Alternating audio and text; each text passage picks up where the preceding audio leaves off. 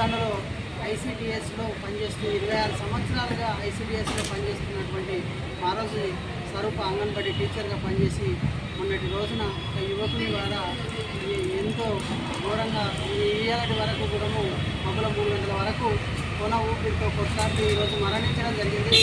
ప్రధానంగా మేము ఒకటే కోరుతా ఉన్నాం, ఇలా చూస్తే కొన్ని గ్రామాలలో ఎక్కడో పనిచేస్తున్నటువంటి అంగన్వాడీ టీచర్లను ఎక్కడ సెంటర్ దగ్గర ఉన్నట్టయితే ఆ సెంటర్లకు బదిలీ చేయాలని కూడా మేము గతంలో చెప్పడం జరిగింది.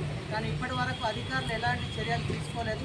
ప్రధానంగా దూరం ఉండగా ఆ దూరానికి డిస్టెన్స్ భాగంగానే ఆమె ఆ బైక్ పైన ఎక్కిన ఉద్దేశంతో వాడు ఆ జంగలను తీసుకుపోయే క్రమంలో ఆమె బండి మీదకి దూకిందని చెప్పడం జరుగుతూ ఉంది.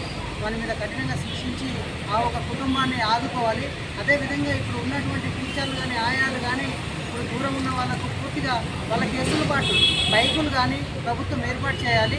లేని వేళలో ఆ ఒక సెంటర్ వరకు దగ్గరుండే విలేజ్ పక్కపన్న గల్లీలో ఉన్నటువంటి సెంటర్లకు కూడా బదిలీ చేయాలి ఆయాలని టీచర్లను అనేది కూడా మేము ఏఐటీసీగా డిమాండ్ చేస్తూ ఉన్నాం. ప్రధానంగా ఈ కుటుంబానికి కూడా ప్రభుత్వం 10 లక్షలు మేము గతంలో చెప్పినాం. 25 లక్షల నిధులలో ప్రమాదం జరిగితే ఎస్టిమేషన్ ఇవ్వాలనేది కూడా మేము గతంలో ప్రభుత్వాలకు డిమాండ్ చేసినాం.